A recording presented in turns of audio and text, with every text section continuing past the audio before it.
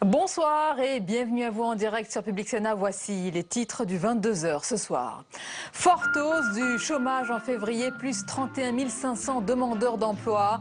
Et les jeunes sont à nouveau touchés. Le nombre d'inscrits à Pôle emploi de moins de 25 ans a en effet augmenté de 0,3% au mois de février. Ces mauvais résultats tombent mal pour le gouvernement à 4 jours du second tour des municipales. La droite dénonce ce soir le déni du président de la République. Analyse à suivre. Et justement, première réaction officielle de François Hollande devant le Conseil des ministres après le désaveu de la gauche lors du premier tour des élections. Le chef de l'État estime qu'il faut entendre les Français et travailler au redressement du pays avec plus de force, de cohérence et de justice sociale, a ainsi rapporté la porte-parole du gouvernement. Le président qui devrait accélérer la mise en place du pacte de responsabilité et opérer un remaniement. On en parle avec le club d'éditorialistes du mercredi. Et pendant ce temps, les mouvements citoyens se multiplient. Ils sont de plus en plus nombreux à vouloir faire de la politique autrement pour sortir le pays de la morosité. À l'image de l'écrivain Alexandre Jardin qui a lancé son mouvement bleu, blanc, zèbre. Son ambition, réveiller la France et combattre les idées reçues. Tout un programme. Il nous en parle ce soir. Il est notre invité tout à l'heure. Le président chinois reçu avec tous les honneurs aux Invalides puis à l'Elysée où il est l'hôte ce soir d'un fastueux dîner d'État. Plus tôt dans la journée, les deux présidents français et chinois ont passé en revue les troupes aux Invalides avant la signature d'une cinquantaine d'accords de plus de 18 milliards d'euros. Plus d'éléments dans ce journal. Un attentat islamiste sans doute déjoué sur la Côte d'Azur. L'antiterrorisme français est convaincu d'avoir fait échouer le projet d'attentat d'un individu de retour du djihad en Syrie. Les détails dans le tour de l'info tout à l'heure. Voilà pour le programme de votre 22h. Merci d'être en notre compagnie ce soir. À quelques jours du second tour des municipales, c'est une nouvelle claque pour le gouvernement. Le nombre de chômeurs a progressé de 31 500 en février. C'est la 4e hausse de suite et le chiffre est particulièrement inquiétant pour les jeunes avec une augmentation de 0,3% des chiffres qui ne pouvaient pas plus mal tomber pour l'exécutif. On voit tout cela avec Fabrice Cunet. Plus 0,9%, c'est la hausse du chômage observée en février. Sur un an, elle atteint 4,7%, loin, très loin de la stabilisation espérée par le gouvernement. Au ministère du Travail ce soir, on parle, je cite, de progression marquée. Même le chômage des jeunes, dont la tendance est pourtant à un léger recul sur 9 mois, augmente cette fois en février. Tous les voyants sont donc en rouge. L'exemple le plus marquant, celui des seniors. Sur un an, la hausse atteint les 12%. Alors à droite comme à gauche, il y a urgence. La politique qui est conduite depuis 2 ans sur le plan économique est absolument désastreuse. Et c'est exactement cela que les Français veulent signifier au président de la République à travers le premier tour du résultat des municipales. Il faut faire plus et dans 2 directions. D'abord, aider encore plus nos entreprises à être compétitives, parce que c'est comme ça qu'elles créeront des emplois. Et puis aussi vérifier que ces aides qu'on leur donne servent bien à l'emploi, servent bien à l'investissement et pas à autre chose. 3 340 000 demandeurs d'emploi. Le chômage atteint un nouveau record. Et c'est un nouveau revers pour l'exécutif, déjà fragilisé après les résultats du premier tour des élections municipales. Et ces mauvais chiffres sur le front de l'emploi viennent alourdir encore plus une ambiance très pesante au sein du gouvernement. On a pu le constater aujourd'hui à la sortie du Conseil des ministres, probablement le dernier de ce gouvernement.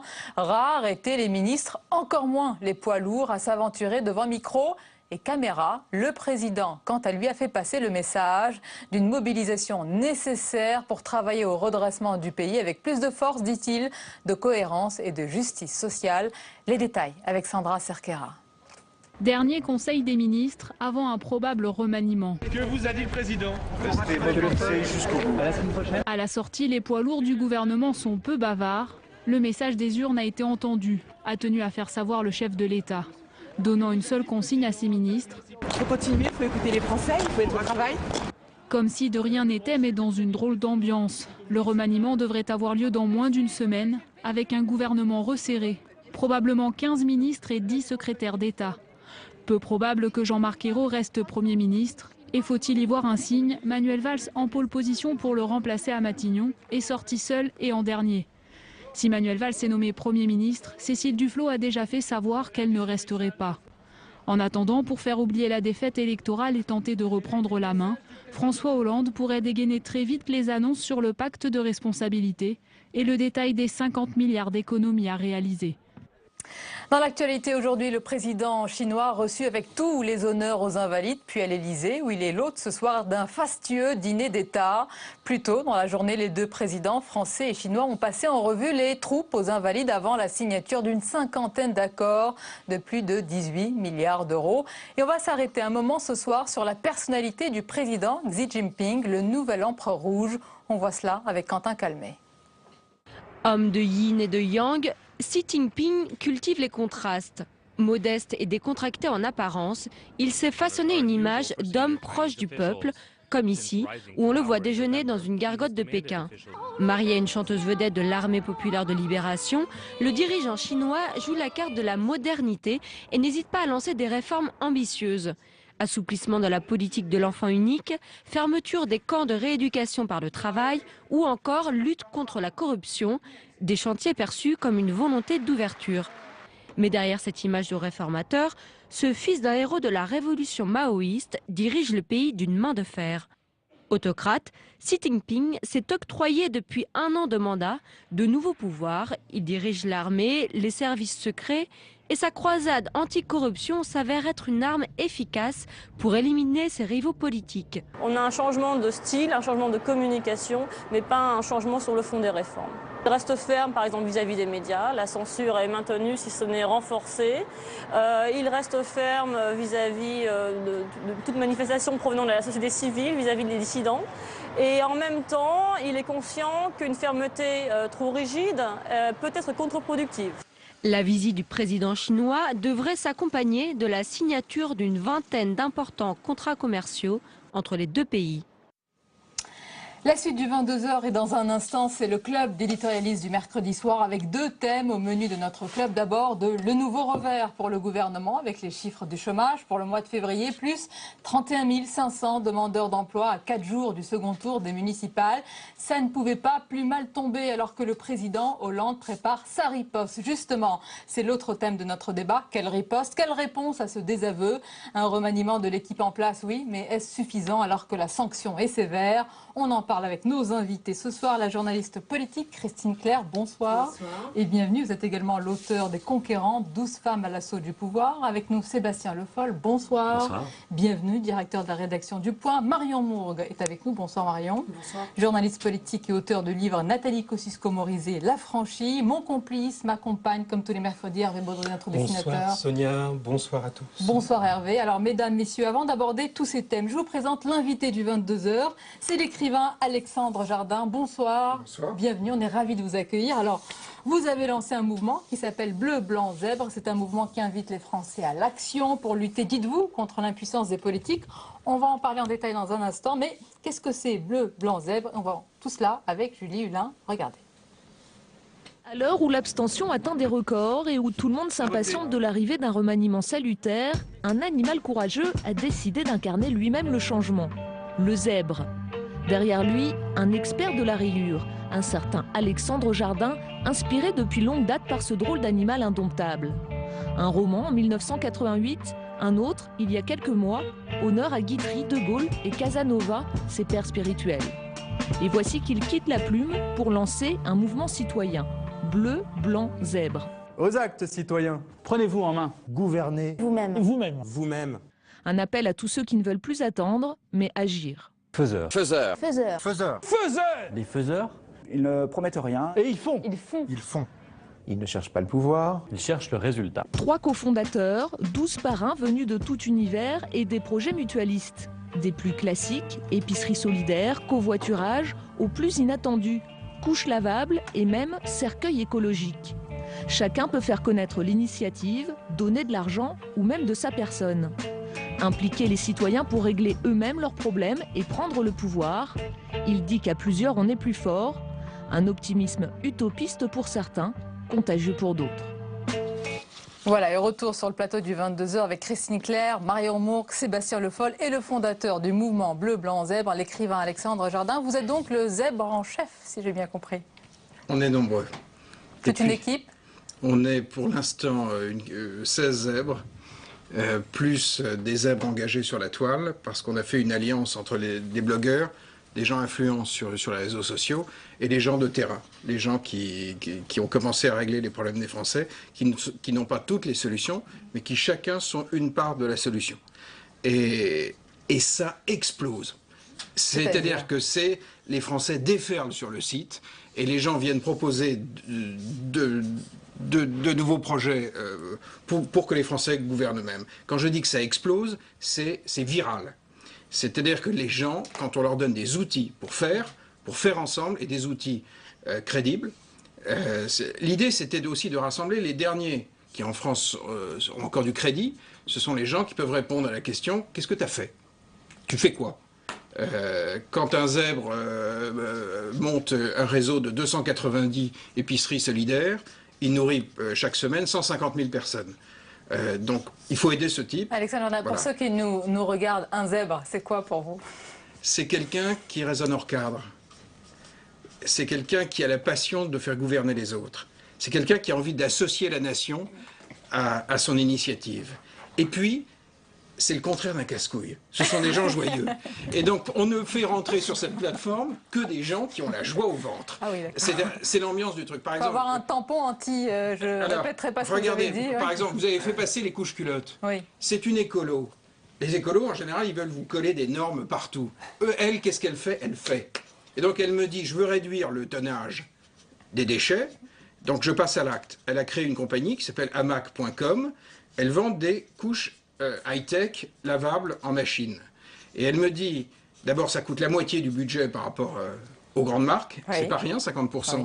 Aujourd'hui. Et elle me dit, si j'arrive à prendre 1% du marché français, je vais contraindre les grands fabricants, j'aurai un effet systémique à rentrer sur le marché de la couche lavable. Et donc j'aurai un effet systémique. Elle est stratège. Mais elle raisonne hors cadre. On passe pas par la case Parlement, on fait voter des lois. On passe par l'action directe. Alors, je vais poursuivre évidemment les questions avec vous, mais je voulais vous faire réagir, Christine, Marion, Sébastien, sur cette initiative.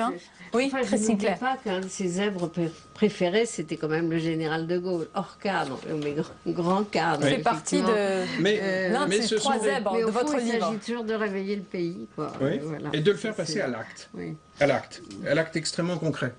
Mais là, justement, parce que vous faites aussi des promesses, est-ce que... Non, pas de promesses? Non, le marché de la promesse, oui. C'est pour les partis. Et visiblement, depuis dimanche, on sait qu'il est carbonisé, ce marché. Donc, on ne promet rien, on le fait. Pourquoi ils m'ont écouté, les autres zèbres? Pas parce que j'écris des romans, mais parce que je suis le cofondateur de Lire et Faire Lire, de l'association Lire et Faire Lire. Exact. On a un problème d'échec scolaire en France. Donc, ou bien on attend que le haut trouve une solution, visiblement, on ne la trouve pas. Ou bien on met les citoyens au boulot. Et nous, on fait venir les retraités dans les écoles primaires et maternelles pour transmettre le plaisir de la lecture. On s'occupe déjà de 400 000 enfants.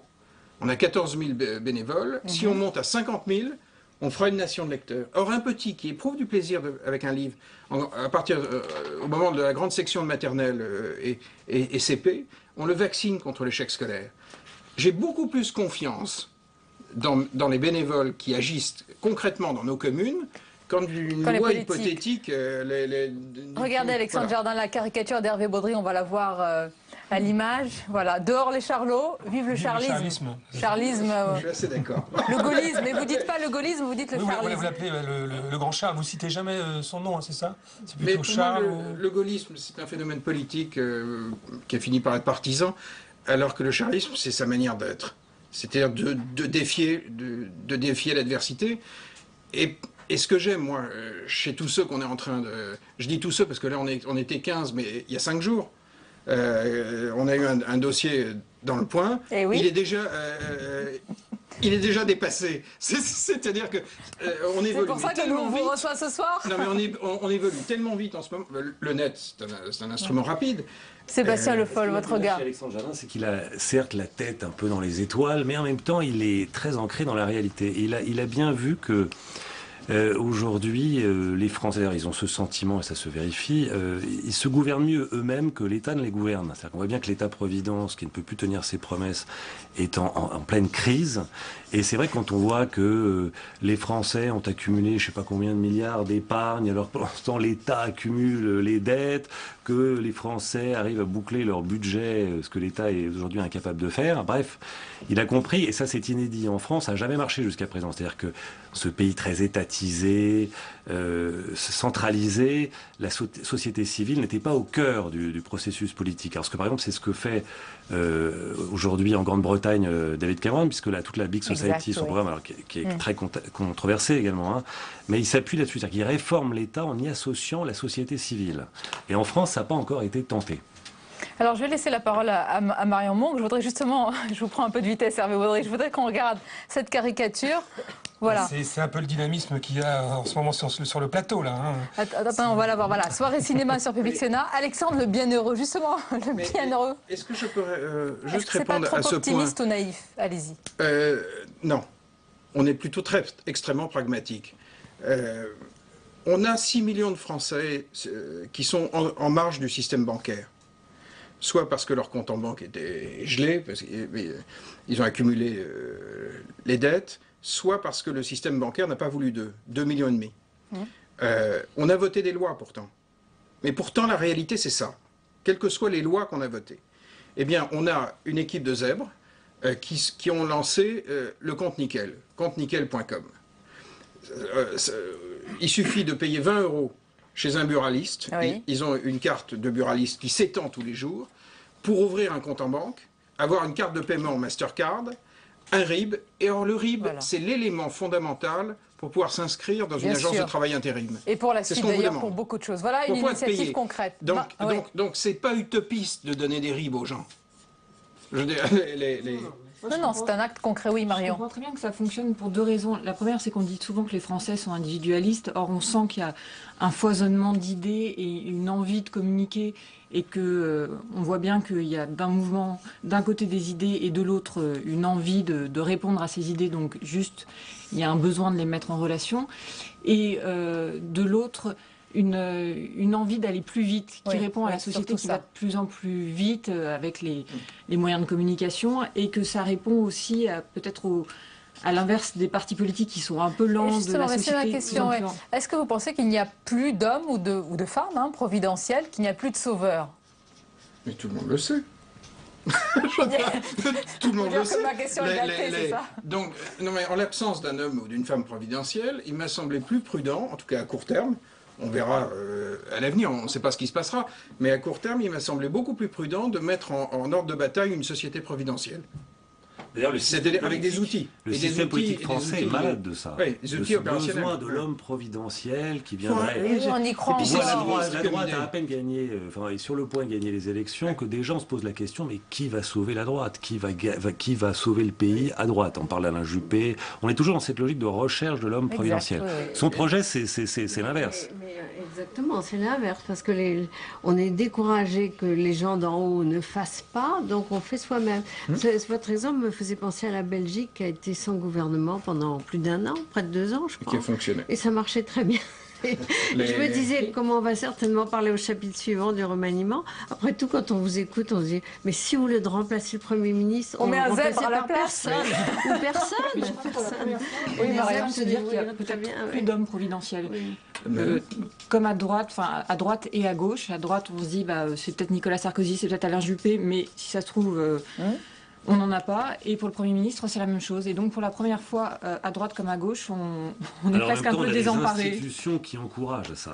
Oui, mais justement, elles n'y répondent plus, et donc on arrive à la fin d'un système presque. Alexandre, au fond, lui-même, de temps en temps, il rêve d'un homme, d'un grand homme. Pas du tout. Pas du tout. Pas du tout, parce que derrière Charles, il y avait les Français libres. Et sans les Français libres, ça n'aurait pas fonctionné. C'est-à-dire, c'est cet esprit-là qu'on est en train de... Cameron, ça part du haut. Nous, ça part du bas. Et en même temps, il expérimente au niveau local. Il expérimente, mais il y a une volonté qui vient de Cameron.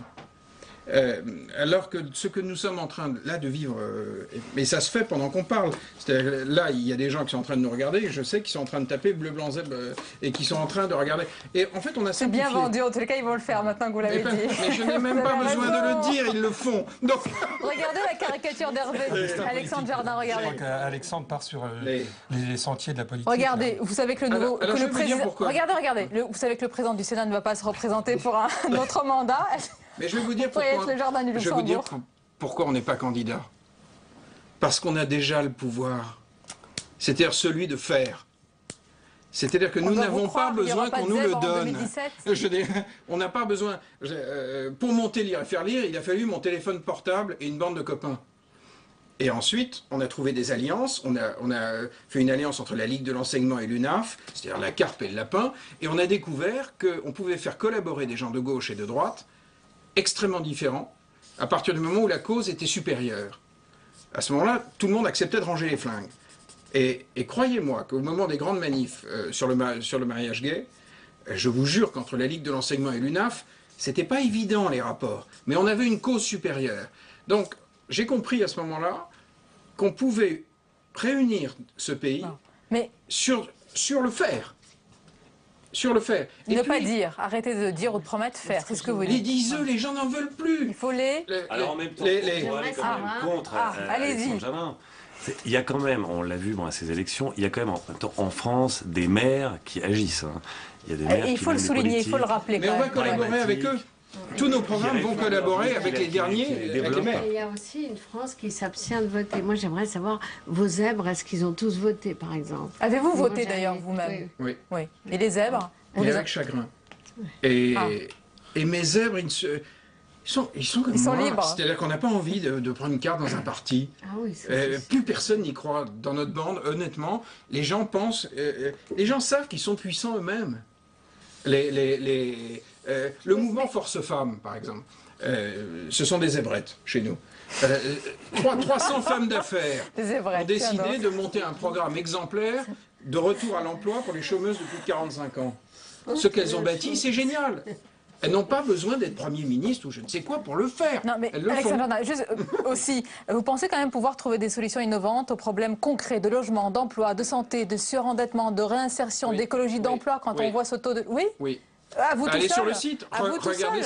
Maintenant que ça va grossir, comment vous allez faire? Non, mais ils ne sont chacun qu'une part de la solution. Sauf que si on les booste, et l'idée c'est de leur donner une puissance, parce que ces gens existent, ils ne m'ont pas attendu pour faire. Sauf que là, on est en train de les rassembler dans une démarche. On ne fait pas de la politique, on fait du politique. Et on le fait ensemble avec une volonté de redressement du pays. Et puis avec la joie au ventre, parce qu'on n'a pas la trouille, on n'est pas en train de se dire... On ne fait pas de politique, et néanmoins... tout est politique, là. Vous allez peut-être réussir ce que la droite a toujours échoué, ou là où la droite a échoué, c'est-à-dire que l'inspiration, la philosophie de votre projet, elle est plutôt libérale. C'est-à-dire, c'est de faire confiance à l'individu, contre l'État, que l'État doit laisser l'initiative. On peut dire que c'est plutôt libéral, même si ça peut réunir des gens de gauche et de droite. La droite, par exemple, quand elle veut être libérale, le libéralisme a toujours été associé au patronat. Vous ne venez pas de la base. C'est un peu l'auto-entrepreneuriat aussi, oui. Mais il y a la moitié de mes zèbres le libéral, c'est que le plus qui sont de gauche et qui le sont sincèrement. Mais sauf qu'ils sont de cette gauche mutualiste, de cette gauche qui a construit des coopératives, des associations, qui n'ont pas le réflexe étatiste. C'est cette gauche qui a perdu au sein de la gauche, historiquement, au profit des énarques qui ont ramassé la mise à l'intérieur des partis. Mais à droite aussi, ils ont ramassé la mise. Donc, en fait, c'est comme si on rassemblait ceux qui ont perdu à droite et à gauche. Regardez, Alexandre Jardin, la caricature d'Hervé Baudry, au lieu de glisser parce que les zèbres, pour aller voter, c'est pas facile. Il faut écarter un peu l'urne. En tout cas, qu'est-ce qu'on peut vous souhaiter? C'est une fête civique. Il y a une fiesta civique qui est en train... qui fonctionne en ce moment sur la toile. On le voit dans vos yeux. Ça parce que c'est jouissif. Qu'est-ce qu'on peut vous souhaiter pour la suite? Toujours plus de zèbres? Oui. Un troupeau. Ce qu'on peut nous souhaiter, c'est qu'on aide ce pays à reprendre confiance en lui-même. Parce que quelle que soit l'équipe qui a le pouvoir apparent, le pouvoir d'État, rien ne sera possible si le fond du peuple n'a pas confiance en lui. Et pour ça, ma conviction, c'est qu'il faut que les gens fassent. C'est qu'ils sortent de la frustration de rien n'est possible. Et s'ils font eux-mêmes dans leur commune, avec des outils, s'ils sont écolos, il faut qu'ils fassent. S'ils sont entrepreneurs, il faut qu'on les aide à entreprendre. On a le mouvement des auto-entrepreneurs. C'est génial d'auto-entreprendre sa vie. Voilà. Ils ont un programme, ils font partie des zèbres. Il faut doubler, tripler le nombre d'auto-entrepreneurs. Il faut que ce pays ait la joie au ventre de le faire. Pour ça, il faut des gens qui font du militantisme. Donc j'ai eux retenu vont le faire. un verbe, c'est faire, et regardez la caricature d'Hervé Baudry, une lettre, Z. Voilà. Oui, ça vous va bien, non? Alors on vous souhaite... C'est pas magique ce qu'on fait. Non, on imagine du travail. On vous souhaite plus de zèbres. Et je rappelle le titre de votre livre, hein, ce sont Mes 3 zèbres. Rappelez-nous les 3 zèbres. Charles de Gaulle. Charles, bien sûr.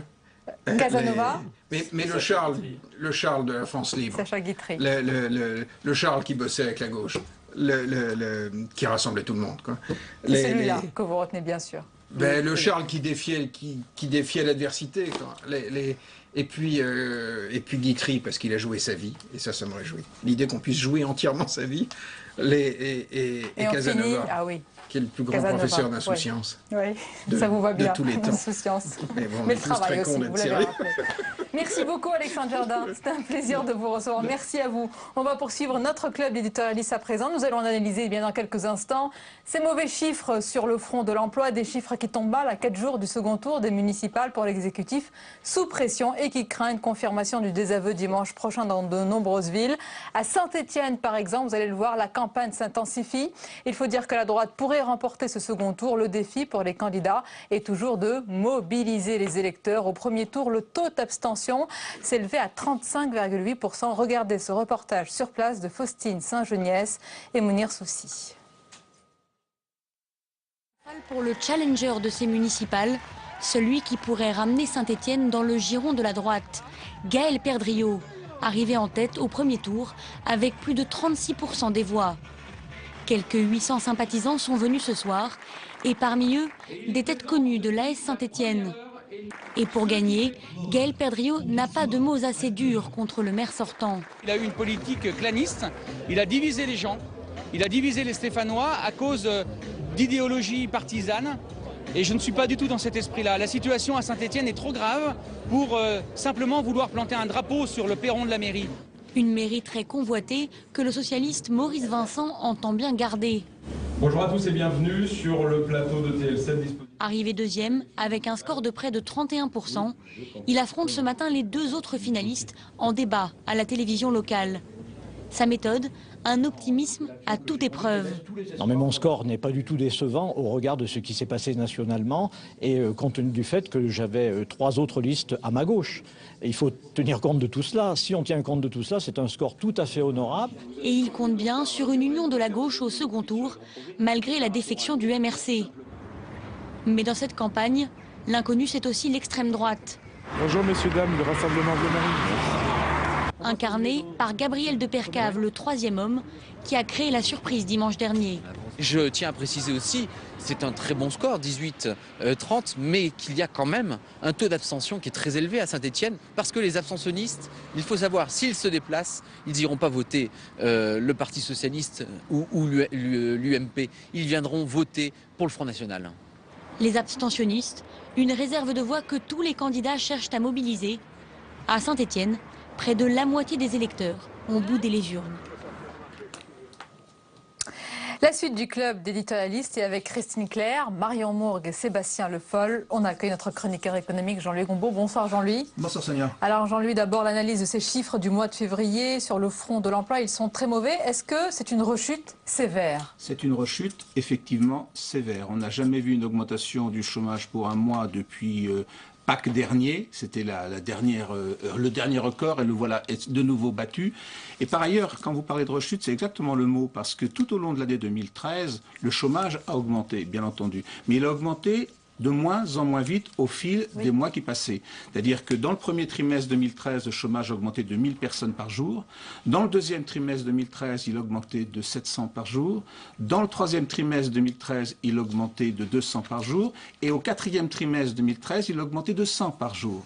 Et voilà que maintenant, si on prend janvier, février, on retrouve un rythme de 700 chômeurs supplémentaires quotidiens. Et c'est encore plus mauvais pour le dernier chiffre qui est tombé ce soir pour le mois de février, puisqu'on revient avec les 31 000, on revient à peu près à 1000 chômeurs par jour, c'est-à-dire exactement ce qui se passait en début d'année dernière. Et c'est mauvais aussi pour d'autres raisons. D'abord, la belle performance du gouvernement pendant l'année 2013, c'était que le chômage des jeunes commençait à baisser. C'est ça, oui. C'est un chiffre inquiétant, hein, le chômage. Oui, et plus il ne baisse plus. 0,3%. Il augmente un tout petit peu, et ce n'est pas le premier mois, c'est-à-dire que le mois dernier, il augmentait également. Donc, il n'y a pas une forte augmentation du chômage, pas du tout, mais il ne baisse plus. Par ailleurs, le nombre de chômeurs de longue durée, c'est-à-dire ceux à plus d'un an, augmente de plus 18%. C'est-à-dire que quand vous entrez au chômage, vous y restez de plus en plus longtemps. Il est de plus en plus difficile d'en sortir. Donc pour toutes ces raisons, vous avez effectivement un chiffre particulièrement mauvais. La croissance est mauvaise et les palliatifs qui ont été mis en place depuis l'arrivée de la gauche au gouvernement ne suffisent plus à compenser. En attendant les effets positifs du pacte de responsabilité, au total, depuis que M. Hollande est là, on a 420 000 chômeurs de plus. Oui, les chiffres sont têtus. Christine Claire, j'enchaîne depuis que François Hollande est là, parce que la question qui se pose maintenant, c'est, mais voyons, il y croyait vraiment quand il disait que ça allait baisser, ou il savait, il est intelligent, il est fin, et on sait très bien que la situation de l'économie française, ça fait longtemps que ça se dégrade, il a toujours que notre cru, industrie je crois, à une économie cyclique. Alors, il a cru qu'une croissance allait venir d'ailleurs, qu'on allait recevoir une manne du ciel, que ça allait se passer comme du temps de Jospin, qui avait eu 2 années merveilleuses d'embellie et qu'on allait pouvoir en profiter. Les conditions ne sont pas les mêmes parce que maintenant, quand il y a croissance, on achète de plus en plus de produits étrangers et finalement, ça ne crée pas forcément d'emplois en France. Mais vraiment, l'interrogation, on est en contradiction avec ce qui était dit dans la séquence précédente avec Alexandre Jardin où on voyait un surgissement d'énergie du terrain et malgré tout, dans ce pays où tout procède quand même d'en haut, parce que même s'il y a énergie sur le terrain, s'il n'y a pas de législation appropriée, d'encouragement, s'il n'y a que des obstacles, c'est évidemment, ces initiatives ne peuvent pas se développer. Donc là, vraiment, la grande question, c'est celle de qu'est-ce qui se passe dans la tête de Hollande? Est-ce qu'il y a cru? Est-ce que tout à coup, il se dit je me suis trompé? Est-ce que vraiment, ce pacte de responsabilité, compétitivité, attractivité, le rapport gallois qui nous a vanté en novembre 2012, mais qu'est-ce qui a été fait concrètement depuis? Est-ce qu'on va en prendre le chemin avec vigueur, ou bien au contraire, est-ce qu'il va faire marcher machine arrière parce que les écologistes ont obtenu plus de voix que prévu aux élections? Qu'est-ce qui se passe dans sa tête? Alors d'après je ne sais pas ce qui se passe dans sa tête, mais d'après ce qui se dit, oui, c'est mais c'est vraiment important, il faut qu'il nous dise. Il devrait accélérer, dit-il, sur le pacte de responsabilité. Et dans quel sens? Est-ce qu'il va faire machine arrière? Il a l'air un peu, vous savez, de ces brises de Nice. Est-ce qu'il le sait lui-même?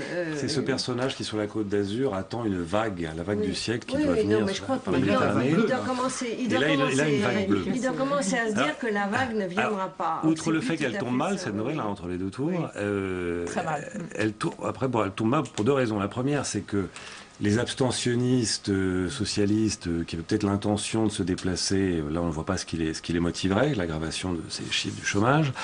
Et la seconde, c'est que ça donne des arguments à la frange la plus à gauche de sa majorité, qui elle va lui demander des comptes et va en faire un argument contre lui, pour lui dire, cette politique ne marche pas, il faut donc la changer, on revoit d'ailleurs dès dimanche soir, on verra les tenants de l'autre politique refaire surface.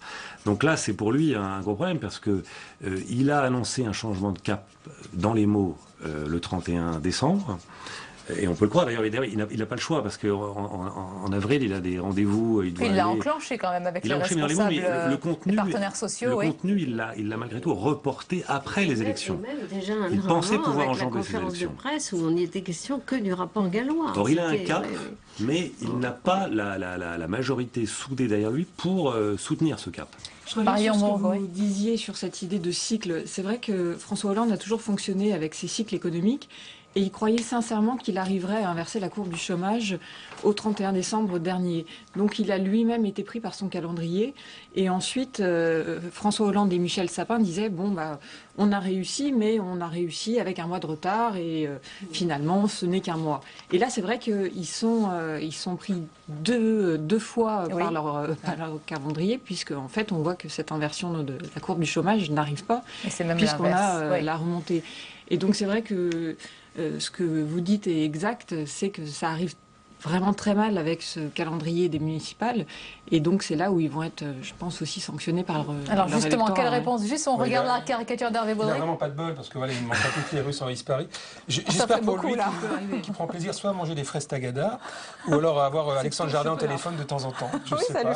Ça ferait du bien d'avoir Alexandre Jardin. Il y a autre chose qui est une difficulté pour lui, c'est le progrès des Verts, parce que c'est vrai qu'on pouvait penser que les Verts allaient s'effondrer, enfin du moins baisser, privés de leur chef charismatique, pas de Cohn-Bendit, pas de Noël Mamère, Dominique Voynet, la seule femme maire d'une grande ville qui se retire. Et puis enfin, bon, quels sont les résultats des Verts jusqu'à présent? Quand on voit à Paris, on peut pas dire que la France d'en bas qu'on entasse dans le métro pendant que monsieur Jean-Vincent Placé roule en voiture et a des milliers d'euros de contravention. Ah, bon, on va dire salut Jean-Vincent Placé, si tu nous écoutes.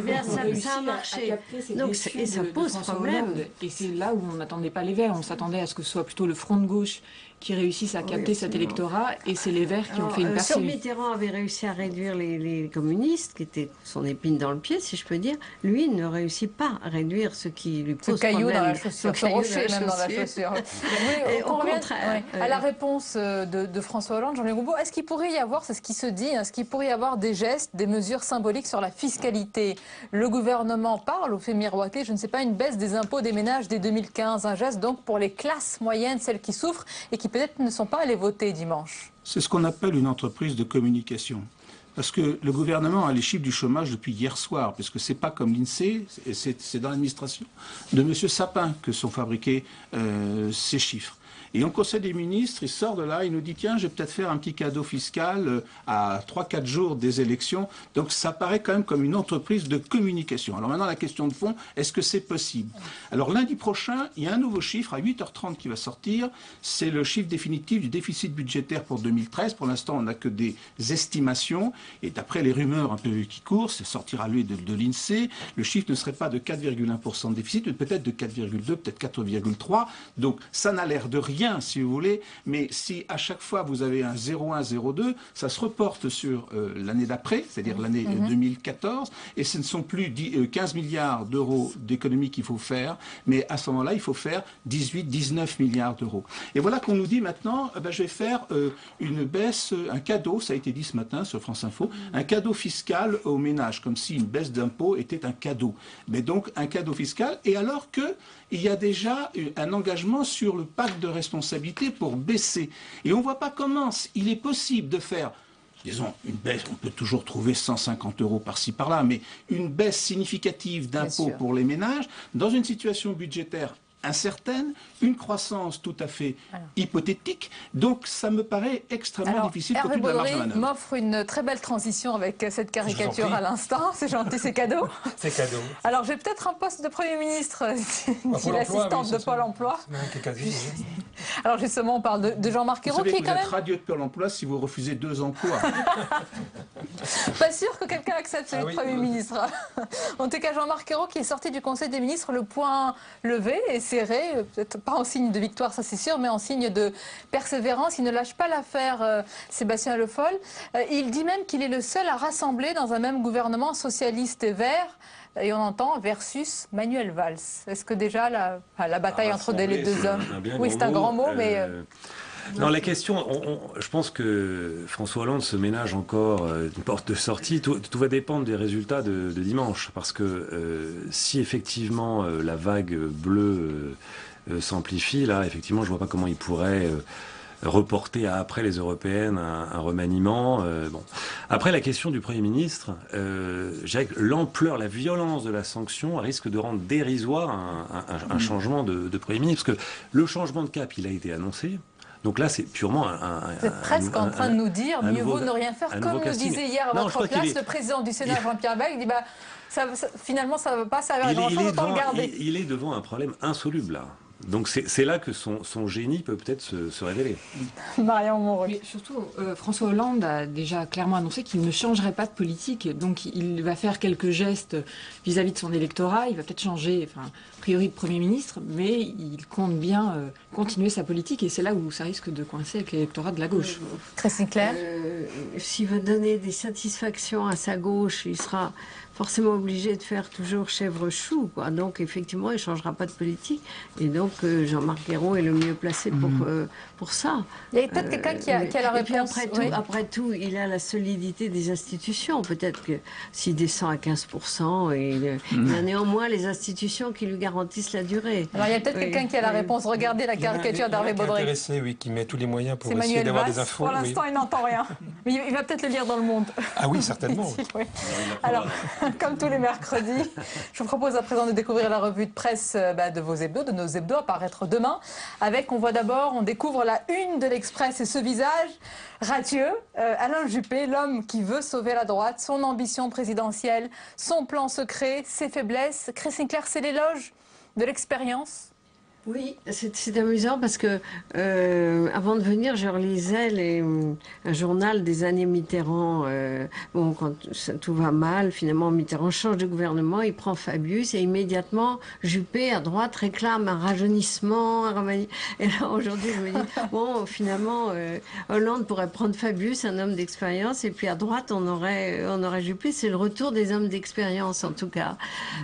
Donc, c'est l'heure, c'est son temps, c'est son heure pour le moment, à condition qu'il en ait la force, qu'il soit capable de souffrir beaucoup, parce qu'on souffre énormément dans une campagne. Est-ce qu'il est prêt à tuer? Est-ce qu'il est prêt à être blessé à nouveau? Parce que c'est un homme qui a tout de même beaucoup souffert. Mais pour sauver Chirac, il était prêt à se suicider.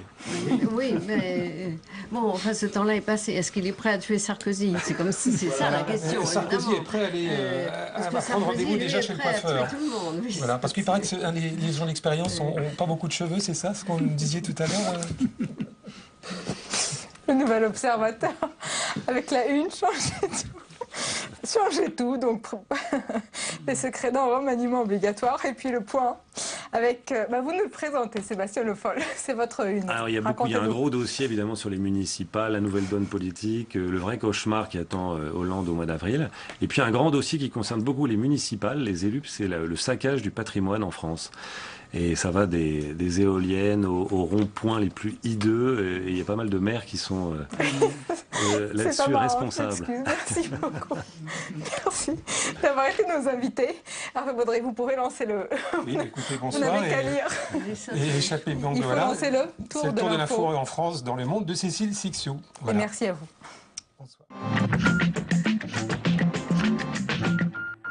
Unis et solidaires, c'est l'image qu'ont voulu envoyer Barack Obama, Herman Van Rompuy et José Manuel Barroso à Vladimir Poutine après son annexion de la Crimée. Les trois hommes étaient réunis à l'occasion du sommet Europe-États-Unis à Bruxelles. Donc, si les membres du gouvernement russe pensaient que le monde se ficherait de leurs actions et que la Russie pourrait séparer l'Union européenne et les États-Unis, ils ont fait un mauvais calcul.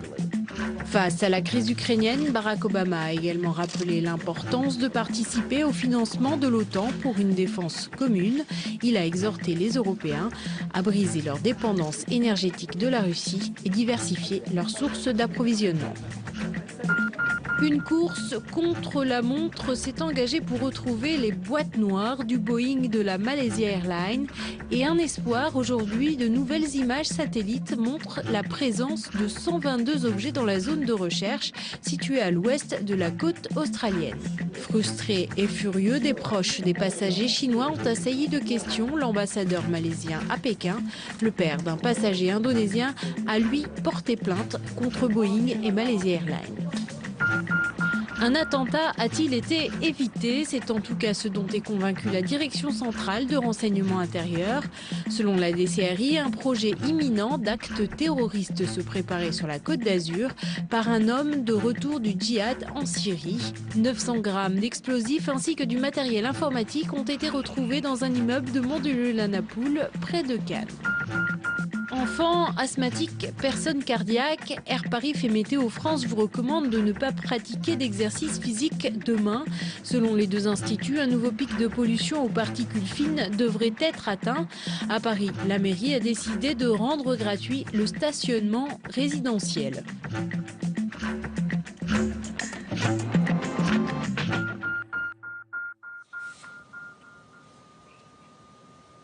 Et on arrive à la fin de ce journal. Merci de votre fidélité. Vous êtes de plus en plus nombreux à nous suivre. Merci donc de votre confiance.